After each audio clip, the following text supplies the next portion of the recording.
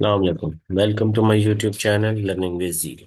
आज मैं आपके साथ IT 430 ई कॉमर्स का कोर्स जो फाइनल टर्म का मैंने प्रीवियस लेक्चर में स्टार्ट किया था उसको मैं कंटिन्यू करूंगा। हमने जो लास्ट वीडियो थी वो एंड की थी 28th लेक्चर के आखिरी टॉपिक के ऊपर। मैंने आपको कहा था ये नेक्स्ट में हम पढ़ेंगे।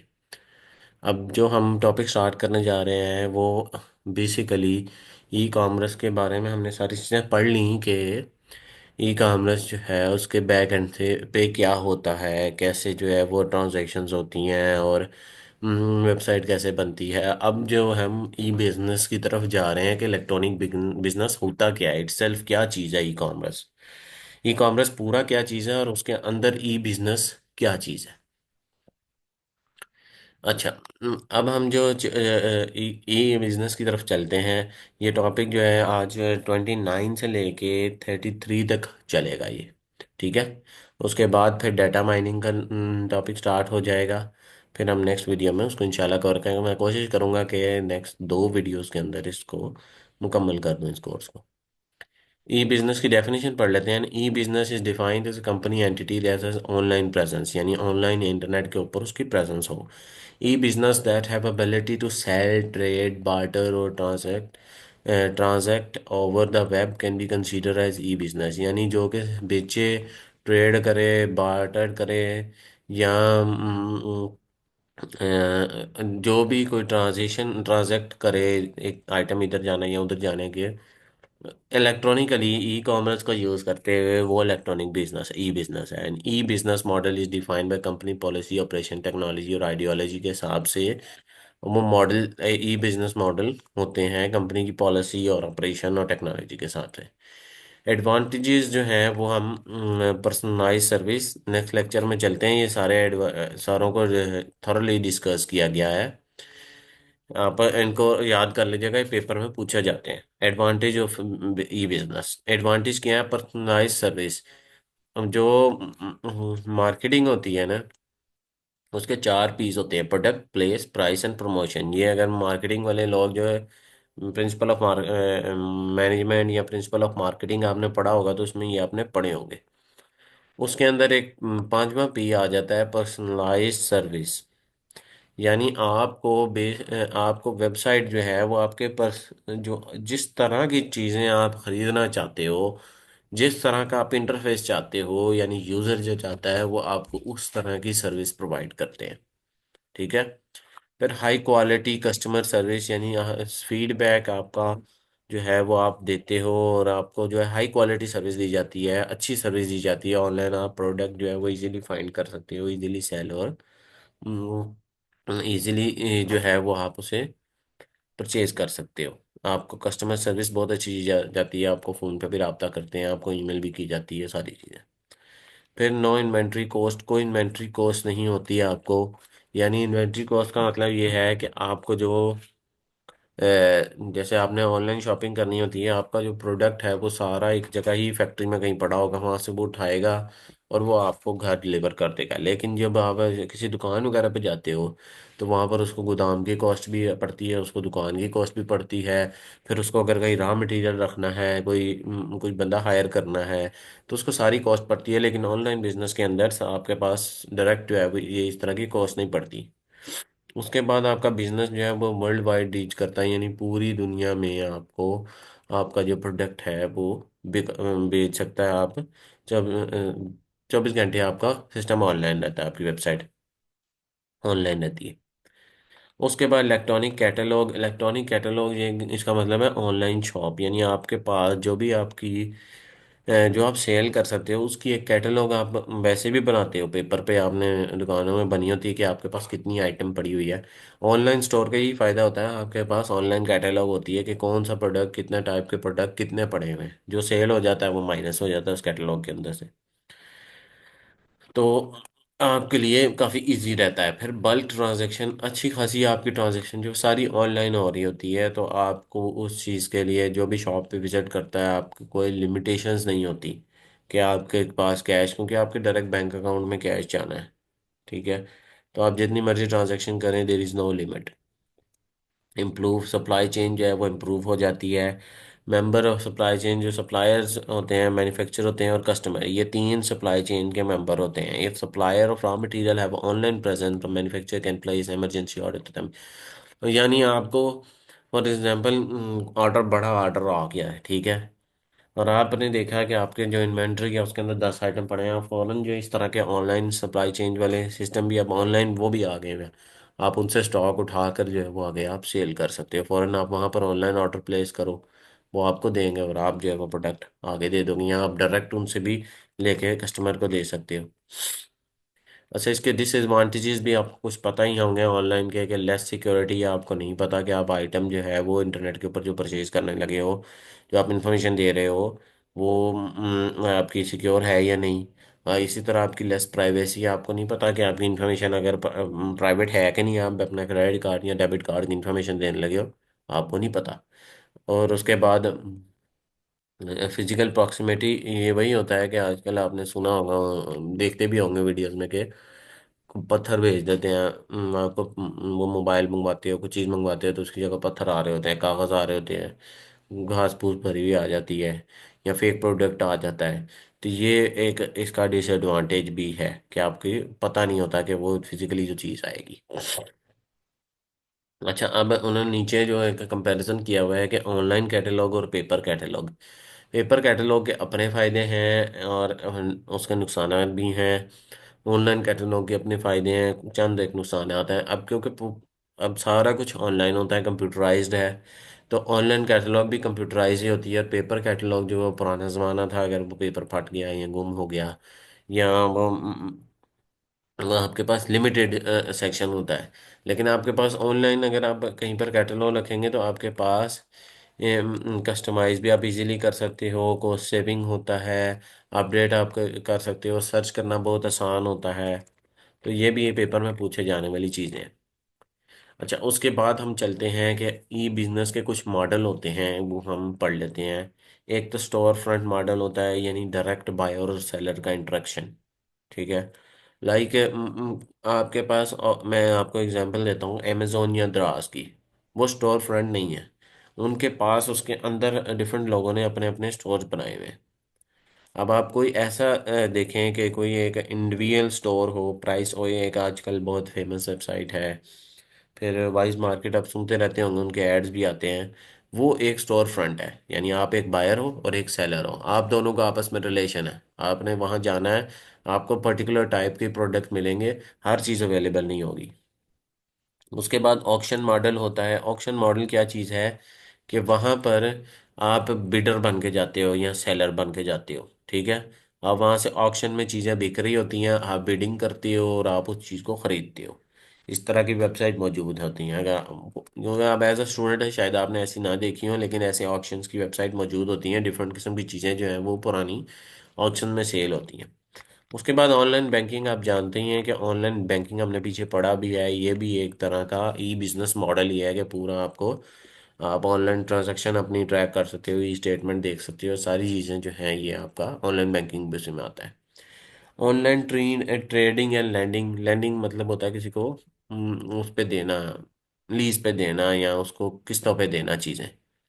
ये भी जो है हम यहाँ लोन देना किसी को। Online lending is providing loan through internet, आप लोन दे रहे हो। अब तो आपने वो शायद कुछ वेबसाइट पे देखा होगा कि आपको वो किस्तों पे भी चीज़ें देते हैं, वो भी ऑनलाइन लैंडिंग एंड ट्रेड में आता है। फिर ऑनलाइन रिक्रूटिंग वेबसाइट आपने देखी होंगी, कि आप वहाँ पर जाते हो, आप जॉब अपनी सर्च करते हो, और ये सारी चीज़ें आपको वहाँ पर वो आपको फैसिलिटी प्रोवाइड करती हैं। जो कंपनीज होती हैं वो अपनी जॉब्स वहाँ पर मेंशन रख देती हैं कि हमें ये बंदा हायर करना है, और जो आपका वो होता है, आप होते हो यूज़र एंड पे, आप उस जॉब पे अप्लाई कर सकते हो, और वो आपको बीच में एक पार्टी रिक्रूटिंग पार्टी बन जाते हैं। बाज़ तो फ्री सर्विसेज हैं, बाज़ पेड भी हैं। फिर उसके बाद न्यूज़ सर्विसेज, आप जानते हैं मुख्तलिफ न्यूज़ की वेबसाइट्स आपको पता ही होंगी, कि याहू पर भी न्यूज़ आ जाती है आपके, और भी न्यूज़ वेबसाइट्स हैं। आप वहाँ से जो है, ये भी एक तरह का ई बिजनेस ही है। फिर ऑनलाइन ट्रैवल सर्विसेज, आप जानते हैं मुख्तलिफ किस्म की ट्रैवल सर्विसेज, जो बस सर्विसेज, या उनके लिए जो आपको, या होटल सर्विसेज आपने, या एयरलाइन टिकट्स जो है वो ऑनलाइन ट्रैवल सर्विसेज, ये भी आपका जो है वो ऑनलाइन बिजनेस में आता है। Online entertainment, movies ticket, Netflix हो गया आपका, या यूट्यूब है, ये भी ऑनलाइन एंटरटेनमेंट के अंदर आती है। ये भी आपका जो है वो आपका ई बिजनेस मॉडल ही है।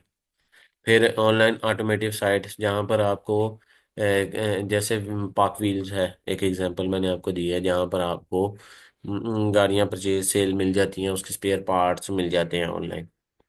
उसके बाद सेल इंटेलेक्चुअल प्रॉपर्टी या राइट्स, यानी आपको ऑनलाइन किसी कंपनी के राइट्स जो है वो पेशेंट पेरेंट राइट, ट्रेडमार्क या ट्रेड नेम आपने खरीदने हो, किसी अपने आपने कंपनी बनाई है तो उसका आपने ट्रेडमार्क खरीदना है।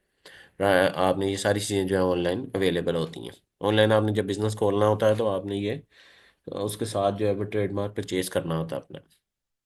ऑनलाइन आर्ट डीलर भी अवेलेबल है, जो प्रोफेशनल आर्ट डीलर्स हैं वो भी, पोस्टर और पेंटिंग, ये भी इस तरह की वेबसाइट्स आपको मौजूद हैं, आप देखते रहते होंगे। उसके बाद ई लर्निंग, आपका वर्चुअल यूनिवर्सिटी का सिस्टम, वो ई लर्निंग है, इलेक्ट्रॉनिक लर्निंग यूनिवर्सिटीज काफ़ी प्रोवाइड करती हैं। और आपके पास ओपन सोर्स भी, आपको ओपन सोर्स नहीं वर्ड उसका बनेगा कि ओपनली आपको ग्लोबली मिल जाती हैं यूट्यूब पे। या यूट्यूब भी एक तरह से इलेक्ट्रॉनिक लर्निंग है, यानी वहाँ पर आपको, जैसे मैं अब लेक्चर दे रहा हूँ, ये भी एक इलेक्ट्रॉनिक लर्निंग है। ठीक है। तो ये भी एक है, लेकिन कुछ वेबसाइट होती हैं जो आपको कोर्सेज, पेड कोर्सेज प्रोवाइड करती हैं डिफरेंट सब्जेक्ट्स के। जैसे सिस्को है। जैसे कुछ स्टूडेंट का, अगर आपका CS610 था तो उन्होंने वो कोर्स, या CS201, 206, मेरा ख्याल है गालपन इन तीनों का जो है सिस्को का एक कोर्स था। तो वो आपने पढ़ा होगा उसके ऊपर, नेट कैट के ऊपर, वो भी एक ऑनलाइन इलेक्ट्रॉनिक लर्निंग प्लेटफॉर्म ही है। फिर ऑनलाइन सर्विस प्रोवाइडर्स भी अवेलेबल हैं कि आपको ऑनलाइन ही कोई चीज़ सर्विस चाहिए, कोई आपने कोई चीज़, कोई काम करवाना है, लीगल कंसल्टेंट इश्यूज हैं आपके, टैक्स के इश्यूज हैं, इस तरह के रिलेटेड इश्यूज हैं कोई, तो वो भी आप ऑनलाइन प्रोवाइडर्स अवेलेबल हैं। ऑनलाइन शॉपिंग मॉल, इसकी मैं एग्जांपल देता हूँ, मेट्रो और हाइपर स्टार, इन्होंने भी ऑनलाइन, आपको ने देखा ही होगा, इनके स्टोर्स अवेलेबल होते हैं। आप वहाँ से जाके आइटम उन स्टोर्स को सिंगल ट्रांजैक्शन के थ्रू खरीद सकते हो। तो वो उसमें नहीं आते, ऑनलाइन स्टोर के अंदर नहीं आते, वो ऑनलाइन शॉपिंग मॉल है, यानी उन शॉपिंग मॉल ने ही अपना एक स्टोर ऑनलाइन बनाया हुआ है। तो ये थोड़ा सा डिफरेंस होता है। फिर पोर्टेबल मॉडल, जो कि portable portal sorry portals are the websites which provide an chance to visitor to find almost everything in one place. अब ये वही दोबारा एग्जांपल आ गई कि आपका ये इसमें दो तरह के होते हैं। एक तो वो होता है कि हॉरिजॉन्टल पोर्टल्स, यानी आपका गूगल सर्च इंजन, आप वहाँ जाके सर्च करते हो कि मुझे ये चीज़ खरीदनी है, आपको वो डिफरेंट वेबसाइट से देगा हॉरिजॉन्टली।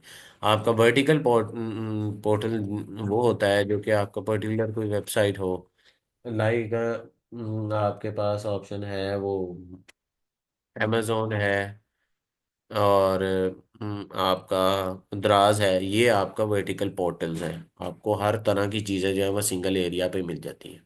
इस तरह के कम्युनिटी पोर्टल्स भी होते हैं मेडिकल और लीगल प्रोफेशनल्स के लिए। अच्छा, दो टर्म जो है वो रेफर की जाती हैं इसके अंदर, जो click and moral business and brick and moral, offline and online.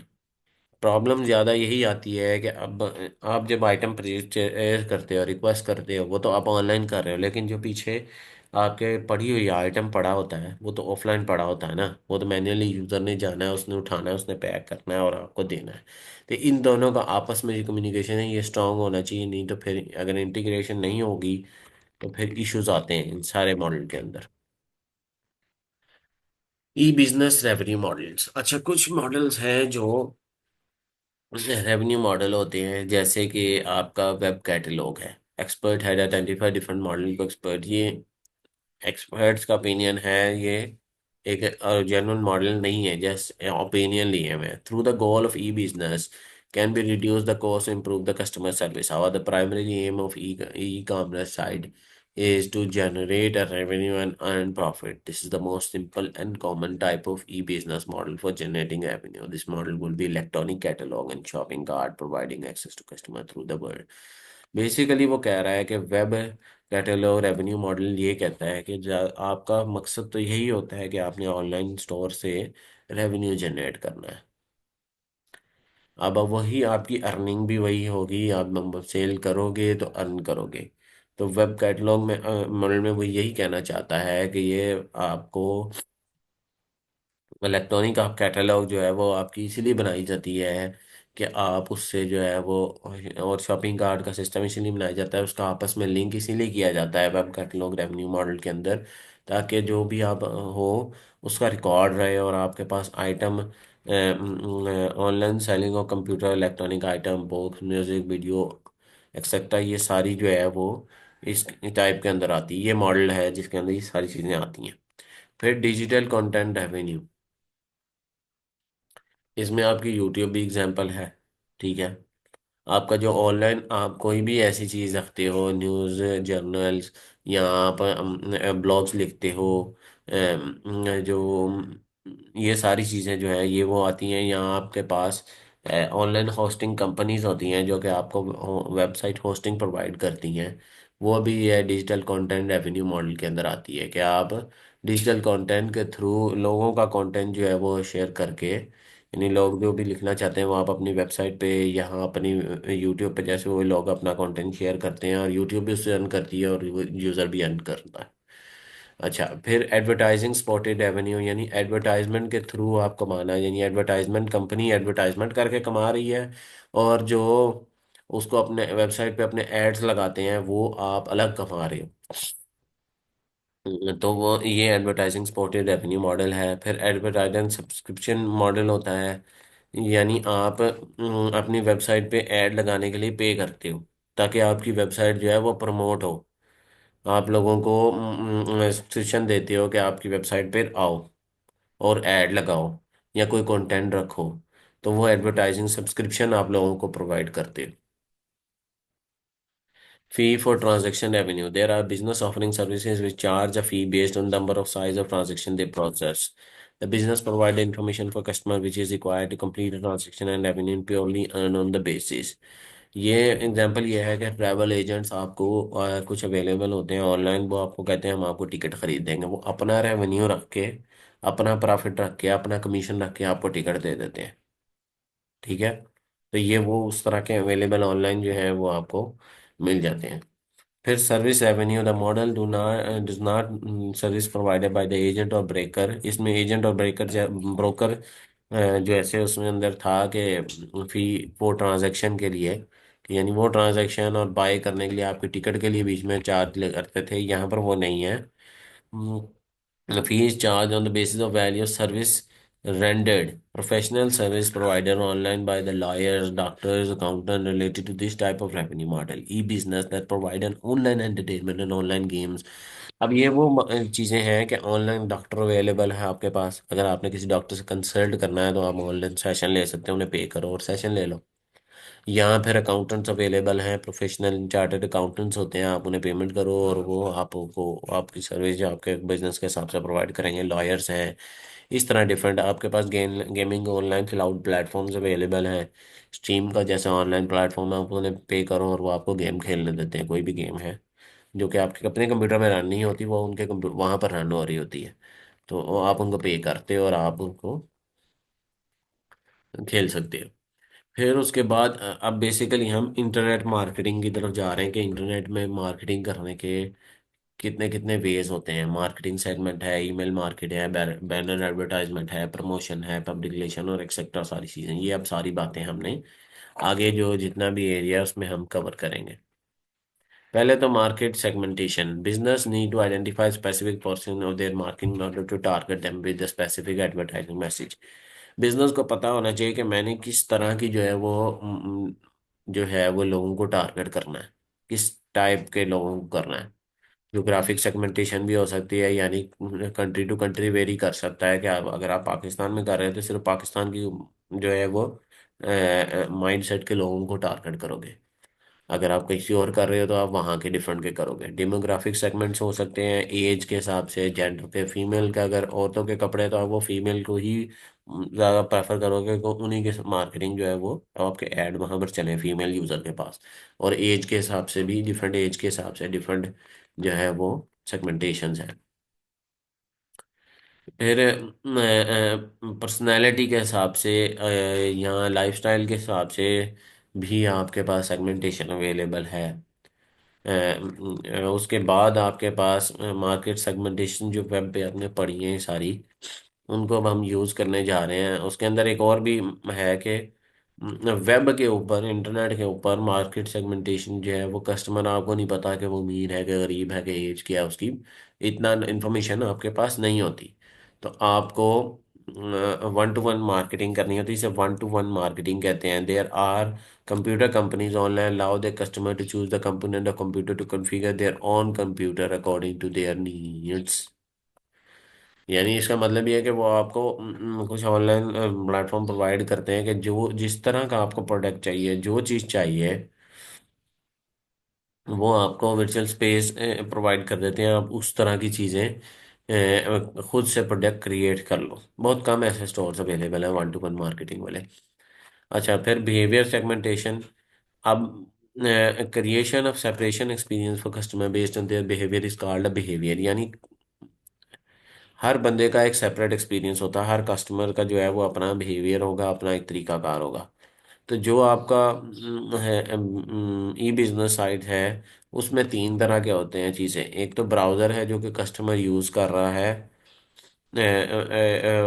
Browsers, यानी सॉरी मैं ब्राउज़र नहीं, वो गलत बोल गया। यानी कस्टमर जो सिर्फ आपकी वेबसाइट ब्राउज करते हैं और चले जाते हैं। एक वो बायर्स होते हैं जो कि आपकी वेबसाइट पे आते हैं और ख़रीदते हैं। एक वो होते हैं जो शॉपर्स होते हैं, जो ख़रीदना चाहते हैं लेकिन आपकी वेबसाइट इतनी इन्फॉर्मेशन प्रोवाइड नहीं करती। ये बिहेवियर मॉडल है, यानी डिफरेंट किस्म के बिहेवियर्स होते हैं उनके। जैसे ऊपर पढ़ा कि सेपरेट एक्सपीरियंस, हर बंदे का अपना एक एक्सपीरियंस होता है। अच्छा, उसके बाद डोमेन नेम चूज करना। यानी आपकी डोमेन नेम ऐसी होनी चाहिए जो अपीलिंग होनी चाहिए, जो लोग पढ़ें तो उसे कहे यार वाकई ये कोई डोमेन है जो हमें इसको ओपन करना चाहिए वेबसाइट को। उसके बाद मार्केट रिसर्च। मार्केट में रिसर्च करना, इंटरव्यू करना, पेपर, फोन सर्वे, क्वेश्चन, या डिफरेंट वीडियोस जो है वो लॉन्च करना के मार्केट में लोग किस तरह का प्रोडक्ट चाहते हैं। उसके बाद आता है वेब डिज़ाइन, कि वेबसाइट का डिज़ाइन कैसा होना चाहिए। वो कैसा होना चाहिए? Easy site navigation, frequently asked question उस पे होने चाहिए, conveniently located content information, multimedia, private policy, general outlook. यानी वेबसाइट ऐसी होनी चाहिए कि यूज़र उसको पर आए, भागे नहीं उससे कि यार ये क्या बकवास सी वेबसाइट बनाई हुई है, अजीब सी बनाई हुई है, समझ ही नहीं आती कि मैंने कहाँ पर जाना है। तो ऐसी नहीं होनी चाहिए। अच्छा, उसके बाद ईमेल मार्केटिंग। अभी तक हम एडवर्टीजमेंट की तरफ थे कि ईमेल मार्केटिंग बहुत तरह की होती है, मुख्तलिफ किस्म की। आपको भी आपने देखी होंगी, प्रमोशंस आती रहती हैं डिफरेंट। आप किसी अली एक्सप्रेस पे या दराज पे कर लो तो आपको एक प्रमोशन ईमेल्स आती रहती हैं, फ्लायर माइल्स, यानी आपको डिफरेंट किस्म के जो है वो एड्स आते रहते हैं उसके अंदर। Free of charge if purchase from online business item, आपको फ्री जो है वो कोई चार्जिंग नहीं होगी। फिर point based reward on the performance of pre specified exchange. यानी आपने कभी किसी वेबसाइट से ख़रीदा हो कुछ, और फिर वो आपको बाद में मैसेज करते हैं कि आपने ये टी शर्ट या कोई चीज़ ख़रीदी थी, तो आप अब और ज़्यादा इंटरेस्टेड है कोई और चीज़ ख़रीदने के लिए, हम आपको कोई डिस्काउंट ऑफर करते हैं। या डिस्काउंट, वैसे रैंडम डिस्काउंट ईमेल्स आती रहती हैं आपको। या फ्री ट्रायल, आपको कि आप जो है ये आए फ्री सर्विस, हम आपको फ्री सर्विस प्रोवाइड करेंगे किसी सॉफ्टवेयर की या किसी चीज़ की। आप कोई प्रोडक्ट हमसे फ्री बाय कर लें या टेस्ट करके देख लें। फ्री शिपिंग की आती हैं कि आपको shipping charge free of cost हो जाएंगे। इस तरह की ईमेल्स आती हैं। कॉपन्स आ जाते हैं, डिस्काउंट कॉपन्स आपको आ जाते हैं कि ये जी हम आपको कोई भी आप चीज़ खरीदें हम आपको कॉपन देते हैं, उस पर आपको 15% हमारी वेबसाइट से आपको डिस्काउंट मिलेगा। इस तरह की डिफरेंट आपको ईमेल्स आती रहती हैं, और आपको इन चीज़ों का आइडिया भी होगा। कुछ को नहीं आइडिया तो मैं, या आपको जब भी आप किसी वेबसाइट पर विजिट करते हैं या आप कहीं जाते हैं, आप अपनी कॉन्टैक्ट इन्फॉर्मेशन देखते हैं, किसी जगह पे आप कोई चीज़ परचेज करते हैं, तो वो ऑटोमेटिकली आप पे वो आपसे बाज़ वेबसाइट पूछती भी हैं, बाज़ नहीं पूछती, वो आपको फिर ईमेल्स करना शुरू कर देती हैं। मार्केटिंग ईमेल वो डिफरेंट किस्म की, जो आपको बताई हैं इस तरह की ईमेल्स आपको आना शुरू हो जाती हैं। फिर e business advertisement. Electronic business के अंदर एडवर्टाइजमेंट है जो है वो, advertisement is attempt to disseminate information in order to affect a buyer seller transaction. यानी आपने अपने एडवर्ट ई बिजनेस एडवर्टाइजमेंट क्यों करते हो? ताकि आप अपने बिजनेस को ग्रो कर सको, अवेयरनेस दे सको कि आपको तक आए। यूजर आए, उसके अंदर बैनर एडवर्टाइजमेंट होता है। अब बैनर वेबसाइट एडवर्टाइजमेंट क्या चीज़ होती है? आप वेबसाइट खोलते हैं तो मेन एक बैनर बना रहा होता है, जैसे दराज है, अमेजोन है, उस पर एक मेन बैनर सा बना होता है बड़ा सा। यहाँ आपने बाजारों में आम बिल बोर्ड देखे होंगे, वो उसकी एग्जांपल है, जिसमें बाज़-औक़ात एनिमेटेड कंटेंट भी होता है, बाज़-औक़ात वीडियो भी होती है। वीडियोज़ में भी उन्होंने बैनर बनाए होते हैं। यहाँ आपने नॉर्मली आपने बाजार में भी देखा होगा कुछ बैनर जो आप आगे में इलेक्ट्रॉनिक स्क्रीन सी लगी होती है, उसके ऊपर एक एड सा चल रहा होता है, तो वो बैनर एडवर्टाइजमेंट है। एडवर्टाइजमेंट के पेमेंट के मोड, मुख्तलिफ किस्म के मोड हैं, ये पेपर में पूछे भी जाते हैं कि कितने के monthly charges, cost per thousands, पे पर क्लिक, पे पर लीड, पे पर सेल, एक्सचेंज एडवर्टाइजमेंट, ये डिफरेंट किस्म की चीज़ें जो हैं वो। उसके बाद वेब कास्टिंग का एक कॉन्सेप्ट है। Web casting is a term used to refer to internet based broadcasting of audio and video content. It can provide two way communication between broadcaster and listener. ये यूट्यूब आपकी example है। Marketers should consider some people may have slow internet access. Video conferencing is an example of webcasting. ये आपका zoom की meeting भी एक example है। क्या बाज़ औक़ात लोग कहते हैं कि जूम की मीटिंग हेल्ड होगी इस चीज़ के ऊपर, फला फला टॉपिक के ऊपर आपको ज्वाइन करना है, जैसे इलेक्ट्रॉनिक मार्केटिंग के ऊपर होती है, एआई के ऊपर आजकल मॉडर्न है, तो वो ये वेबकास्टिंग वो भी है। या यूट्यूब पे जो आपको लाइव हुए होते हैं लोग, तो वो भी है कि ये वेबकास्टिंग ही है। इंटरेक्टिव एडवर्टाइजमेंट, वही बात ऊपर के, आप वीडियो के थ्रू, ऑडियो के थ्रू, एनिमेटेड, यानी जो पहले आप टीवी और रेडियो पे करते थे, अब वो यहीं पर इंटरनेट पे हो रही है। ठीक है। ई बिजनेस, अब इसके बाद हम चल रहे हैं ई बिजनेस और पब्लिक रिलेशन। इलेक्ट्रॉनिक बिजनेस का पब्लिक से क्या रिलेशन है? कस्टमर और एम्प्लॉय का बिजनेस का क्या आपस में रिलेशनशिप है? डिफरेंट मोड जो है वो हम जो होते हैं वो प्रेस है, स्पीचेस है, ईमेल है, chat session, bulletin board, people can post comment, presentation. Bulletin board यानी आपका कोई आप चीज़ हो तो आपको ऑप्शन होती है नीचे कि आप कमेंट कर सको इस चीज़ के बारे में, कोई कंटेंट होता है, जैसे यूट्यूब पे वीडियो है, आप कमेंट कर सकते हो। चैट सेशन, उसके साथ चैट कर लो। ऑनलाइन स्टोर पे आपके पास अवेलेबिलिटी होती है कि आप उससे उसी वक्त स्टोर के ऑनर से, या जो वेबसाइट है ऑनलाइन स्टोर, उससे आप बात कर सको उसी वक्त चैट के थ्रू। अच्छा, अब जो हम टॉपिक की तरफ मूव कर रहे हैं वो कस्टमर रिलेशनशिप मैनेजमेंट है। कुछ वेबसाइट ये चीज़ सिस्टम रखती हैं जो छोटी वेबसाइट है वो नहीं रखती। ये वही बात हो गई कि जब आप किसी जगह पे ऑनलाइन स्टोर पे आप जाते हो और कुछ चीज़ परचेज करते हो, बाद में वो आपको ईमेल्स करती है और आपसे पूछती भी है कि कैसा प्रोडक्ट था, ये कैसा रहा। आपको बाज़ औक़ात कॉल्स आती हैं, बाज़ औक़ात मैसेज आता है कि आपका कैसा प्रोडक्ट था, अपना फीडबैक दें। ये वो कस्टमर का आपसी रिलेशनशिप मॉडल जो है, मैनेजमेंट सिस्टम होता है कि जो पूरा आपकी हिस्ट्री रिकॉर्ड करता है। आपने वहाँ पर एक अकाउंट क्रिएट किया, जब आप कुछ चीज़ परचेज करने लगते हो तो फिर वो आपका रिकॉर्ड रख लेता है पीछे इंफॉर्मेशन में कि ये कस्टमर आया था, ये चीज़ खरीद गया। अगर आप कुछ दिन तक नहीं आप कोई चीज़ करते तो वो कंटेंट मैनेजमेंट सिस्टम ऑटोमेटिकली आपको ईमेल सेंड करता है। वो कोई इंसान नहीं सेंड कर रहा होता। आप समझते होंगे कि कुछ दिन बाद आपको ईमेल आ गई है कि इस चीज़ प्रोडक्ट पर रिव्यू दें। वो ऑटोमेटिकली सिस्टम होता है कस्टमर रिलेशनशिप मैनेजमेंट, वो आपको 15 दिन बाद, 20 दिन बाद एक ईमेल सेंड कर देगा कि ये इसका रिव्यू दें जो आपने प्रोडक्ट खरीदा था। अगर आप प्रोडक्ट नहीं खरीदते वो आपको कुछ एक्स्ट्रा डिस्काउंट की ईमेल करना शुरू कर देंगे। ये सारा वो कंटेंट मैनेजमेंट सिस्टम कर रहा था। या कॉल आपको उनके जो नुमाइंदा कोई कॉल कर देगा, सर आपने प्रोडक्ट खरीदा था, दोबारा क्यों नहीं खरीदा? तो ये उसमें आता है। उसके अंदर जो लेवल होते हैं वो सबसे पहले awareness, this is the first stage where customer जो, अब इसमें कस्टमर ये क्यों बनाया जाता है, इसकी सारी बातें जो है वो इसलिए कि अवेयरनेस, पहले सबसे पहली चीज़ तो अवेयरनेस। कंपनी अपनी अवेयरनेस करवाने के लिए कंटेंट मैनेजमेंट सिस्टम के अंदर ये सारी चीज़ें होती हैं कि आप एडवर्टाइज करेगी, अपने आप को ब्रांड बनाएगा एक। ठीक है। उसके बाद एक्सप्लोरेशन स्टेज आती है कि उस तरह का प्रोडक्ट अगर मार्केट में है तो ये कंपनी कोशिश करेगी कि उससे बेहतर बना के मार्केट में उससे बेहतर एडवर्टाइजमेंट करे, ताकि लोग जो है वो उसको एक्सप्लोर करने में मजबूर हो जाए। फिर उसकी फेमिलियरिटी होती है, लोगों को पता चलता है और लोग जो है उसकी तरफ at this customer have completed several business transaction with the company and know it policy। अब वो आ जाता है, यानी कस्टमर आ गया, उसको फेमिलिटी हो गई कि अच्छा ये जो है ये अच्छी वेबसाइट है, बेहतर है। कमिटमेंट, अच्छा प्रोडक्ट, सेटिस्फैक्ट्री ट्रांजैक्शन, कस्टमर जो है वो सेंस ऑफ लॉयल्टी उसकी डेवलप हो कि हाँ जी, ये सारी चीज़ें कंटेंट मैनेजमेंट सिस्टम के अंदर रिकॉर्ड हो रही होती हैं आपकी। वो काम में मार्केटिंग जो करनी है, और ये सारी चीज़ें, ये सीआरएम जो मार्केटिंग वाले लोग हैं, ये बेहतर उस चीज़ को बेहतर रंग में समझ सकेंगे।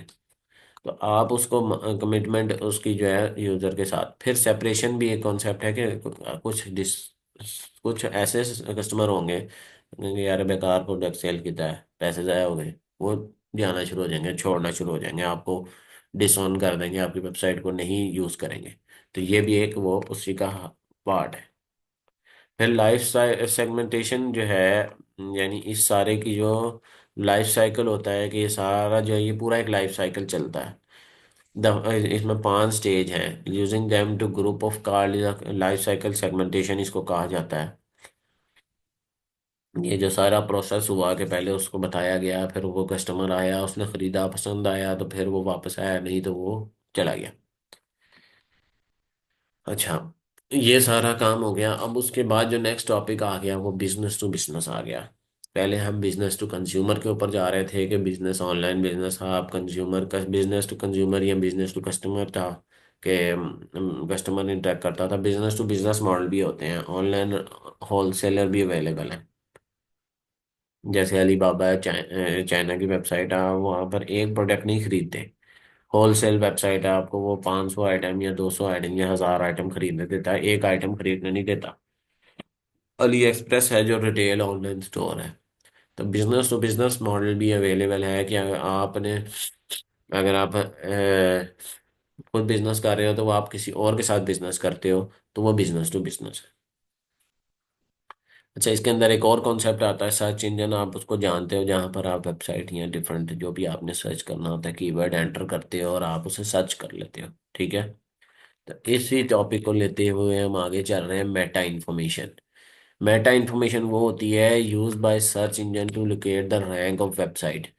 मेटा टैग्स जो है वो की इंफॉर्मेशन ऑफ वेब पेज के जो है वो उसके अंदर, आप एज अ प्रोग्रामर आप ये चीज़ जानते होंगे कि मेटा इंफॉर्मेशन होती है वेबसाइट की। मेटा का मतलब होता है इंफॉर्मेशन अबाउट द, यानी जो भी चीज़ है उसके बारे में इंफॉर्मेशन। उसमें कुछ कीवर्ड्स लिखे गए होते हैं। जब आप एज अ यूज़र सर्च करते हो गूगल के ऊपर, तो वो पहले जब से देखता है कि इस कीवर्ड को उस कौन सी वेबसाइट ऐसी है जो वो मैच करती है। ठीक है। फॉर एग्जांपल आपने एक कीवर्ड सर्च किया, उसमें हमने देखा टॉप सर्चेज आपके पास आती हैं उस कीवर्ड के हिसाब से, जो सबसे टॉप पे वेबसाइट, जो विजिटेड वेबसाइट होती है टॉप, या उसमें सबसे ज़्यादा वो वर्ड्स यूज हुए होते हैं उस मेटा इंफॉर्मेशन में, तो वो आपको उसकी तरफ लेके जाता है। तो ये भी एक मार्केटिंग की एसईओ, सर्च इंजन ऑप्टिमाइजेशन एक टेक्निक होती है जो कि यूज़ की जाती है आपको मार्केटिंग के अंदर। फिर पार्टनरशिप, यानी आप किसी कंपनी के साथ पार्टनरशिप बना लेते हो प्रॉफिट शेयर गेन करने के लिए। पार्टनर बिजनेसेस में ये बेहतर आप जानते होंगे, जॉइंट वेंचर्स, जो मार्केटिंग वाले लोग हैं उनको ज़्यादा बेहतर समझ आएगी, क्योंकि ये बेसिकली ई कॉमर्स का जो सब्जेक्ट है ये आपके कंप्यूटर साइंस के स्टूडेंट नहीं पढ़ते, ये आपके जो आपके सप्लाई चेन वाले या डिफरेंट दूसरे स्टूडेंट है, ये वो ज़्यादा वो पढ़ रहे होते हैं। तो ये सारा कोर्स उन्होंने, इसीलिए नॉन प्रोग्रामिंग कोर्स है, इसमें प्रोग्रामिंग की इतनी चीज़ें नहीं दी गई, स्टार्टिंग में थी, लेकिन अब सारे के सारे कॉन्सेप्ट जो हैं वो आपके मार्केटिंग के हैं, बिजनेस के हैं, मैनेजमेंट के हैं चीज़ें। ठीक है। पार्टनरशिप यानी दो कंपनीज मिलके आपस में ज्वाइंट वेंचर करके तो अपना पार्टनर अपने आप को बिजनेस को ग्रो करती हैं। एफिलिएट प्रोग्राम, यानी एफिलिएट प्रोग्राम ये होता है कि कमीशन बेस्ड, एक जो कंपनी है, दूसरी कंपनी जो है वो कहती है मैं आपकी एडवर्टाइजमेंट कर दूंगी, आपकी जब कोई चीज़ बिक जाए तो मुझे इतने पैसे बीच में से दे देना। ठीक है, ये एफिलिएट प्रोग्राम होता है। फिर ब्रांडिंग होती है, कुछ कंपनी कहती हैं कि हमें आप पे करें, हम आपके ब्रांड को, आपको जो जो भी आप अपना आपका प्रोडक्ट है उसको एक ब्रांड बनाएंगे लोगों के लिए। और मार्केटिंग शार्केटिंग सब कुछ करना उनका काम होता है, वो आपको एक ब्रांड बना के देंगे पूरा। Element of branding, product differentiation, यानी प्रोडक्ट डिफरेंशिएशन, ब्रांडिंग करने का तरीका क्या होता है, डिफरेंशिएशन यानी प्रोडक्ट जो मार्केट में पहले से मौजूद है उससे डिफरेंट प्रोडक्ट मार्केट में लाया जाए, ऑनलाइन मार्केट में। यहाँ रेलेवेंस है, यानी यानी उस तरह का ही प्रोडक्ट हो। ये ना हो कि बिल्कुल ही अजीब सा प्रोडक्ट ले आए रेनीमैन, जो कस्टमर को के लिए पोटेंशियली यूजफुल हो, जो कस्टमर चाहता है। ठीक है। Perceived value. A product service may be different and relevant. Customer can see them using it. Still, they will not buy unless they find some perceived value. यानी ये वही कैपिटलिज्म वाली बात है कि जो आप चीज़ खरीद पे करोगे, जिस चीज़ के लिए जितना पे करोगे, आपको पता होना चाहिए कि प्रिसाइज वैल्यूज की जो वैल्यू आप पे कर रहे हो ये सही है। ऐसा तो नहीं कि 200 रुपये वाली चीज़ आप 1000 रुपये में खरीद रहे हो। तो ये भी एक वो ब्रांडिंग के अंदर नेगेटिव इम्पैक्ट डालती है। तो वो पॉजिटिव इम्पैक्ट यही है कि प्रिसाइज वैल्यू को पता होना चाहिए कि कस्टमर क्या चीज़ खरीद रहा है। उसके बाद emotional branding and rational branding आता है। यानी आपको ये है कि रैशनली नॉर्मली तो एक वो ब्रांडिंग आप करते ही हो, एडवर्टाइजमेंट करते हो। इमोशनल ये होता है कि वीडियो को ऐसा आपकी मार्केटिंग जो हो, एडवर्टाइजमेंट ऐसी हो कि अगले को इमोशनल टच दे। कोई साबुन का इस्तेमाल है तो वो आपको हाथ धो के दिखाएंगे कि हाँ जी जरासीम साफ हो गए हैं आपके हाथ से। ठीक है। या कपड़ों के या सर्फ का आपका ब्रांड है, आपने देखा होगा उसके इश्तिहार होते हैं, वो दिखाते हैं वॉशिंग मशीन में डाला, सर्फ डाला और वो साफ हो गया। तो ये इमोशनल ब्रांडिंग है कि आपको इमोशनली कैप्चर करता है। इस तरह की जो है वो ब्रांडिंग करना। और रैशनल ब्रांडिंग जो है नॉर्मल होती है कि आप नॉर्मली जो काम कर रहे हो, जो नॉर्मल आप इमोशनली और रैशनली ये डिफरेंट है। उसके बाद ग्लोबल मार्केटिंग है कि आप बेसिकली आप जो है वो आप ऑनलाइन मार्केट के अंदर आपका ये भी है कि आप लोकल जब मार्केटिंग कर रहे होते हो या आप अपने कंट्री के अंदर रह के कर रहे होते हो, ऑनलाइन नहीं कर रहे होते, तो ऑनलाइन यही फर्क यही है ई बिजनेस के अंदर कि ये आपका ग्लोबल मार्केटिंग, आपकी पूरी दुनिया देख रही है, आपकी वेबसाइट को पूरी दुनिया देख सकती है। वो ओपन कहीं भी हो सकती है। जरूरी तो नहीं कि पाकिस्तान में बनी है और पाकिस्तान में ओपन होगी, वो कहीं भी ओपन हो सकती है। तो इसलिए आपकी वेबसाइट के ऊपर अगर आपने ये चाहते हो कि वो और जगह भी ओपन हो, तो जैसे हमने पीछे पढ़ा था कि वो सेट मैकेनिज्म यूज़ होना चाहिए, can not be compatible business model के लिए वो यूज़ नहीं होता। हम एसएसएल यूज़ करते थे। तो वो यूज़ हुआ ताकि ग्लोबली आपकी सारी इन्फॉर्मेशन हर जगह सिक्योर रहे और यूज़र की भी सिक्योर रहे। और डिफरेंट लैंग्वेजेस में होनी चाहिए। उसकी प्राइस जो है वो अकॉर्डिंग टू आप अली एक्सप्रेस खोलें पाकिस्तान में खोलें तो उसको पाकिस्तान रुपीज़ में प्राइस आ रही होगी, आप किसी और कंट्री में जाकर खोलें उसके हिसाब से आ रही होगी। अमेजोन में भी इसी तरह ही होता है। और बड़े ऑनलाइन स्टोर में भी इस तरह अवेलेबल होती है। ये ग्लोबल मार्केटिंग का सेक्शन था। उसके बाद यहाँ पर तो अब मैं रोक दूंगा आपको, क्योंकि अब अगला जो है वो बिल्कुल ही एक डिफरेंट डाटा माइनिंग का जो है वो कॉन्सेप्ट स्टार्ट होने लगा है। मैंने बताया भी था 33 तक कमेंट करेंगे। ये वो सेक्शन मुकम्मल हो गया है कि ई बिजनेस बेसिकली यहाँ के कितने टाइप्स के होते हैं और मार्केटिंग कैसे होती है, एडवर्टाइजमेंट कैसे होती है, और ये सारी जो है लवाजमात आपने पढ़ी और देखी। ठीक है। यहाँ तक आपका जो है ना वो 28 to 33 जो है वो लेसन मुकम्मल हो चुका है। मैं आपको इसका इंडेक्स दिखा दूँ ताकि इन दी एंड अब आप डाटा माइनिंग की तरफ और इसकी जो है वो सप्लाई चेन की तरफ हम मूव करेंगे इंशाल्लाह। मैं अगले लेक्चर के अंदर सप्लाई चेन तक इसको ले जाऊंगा और फिर इंशाल्लाह मैं कोशिश करूंगा कि उससे नेक्स्ट वीडियो के अंदर इसको मुकम्मल कर दूँ। कोशिश करूंगा कि 2 वीडियो मुकम्मल कर दूँ। लेकिन मैं वीडियो इसी वीक में ही इंशाल्लाह अपलोड करके आपके लिए बनाऊंगा और ये अपलोड करूंगा। मेरी वीडियो अगर पसंद आई हो तो मेरे चैनल को सब्सक्राइब करें, मेरी वीडियो को लाइक करें, ज़्यादा से ज़्यादा स्टूडेंट के साथ शेयर करें ताकि वो इससे फ़ायदा उठा के बेहतरीन बेहतरीन अपना जो है वो पेपर की तैयारी कर सकें। मिलते हैं अगली वीडियो में, तब तक के लिए अल्लाह हाफिज़, अस्सलाम वालेकुम।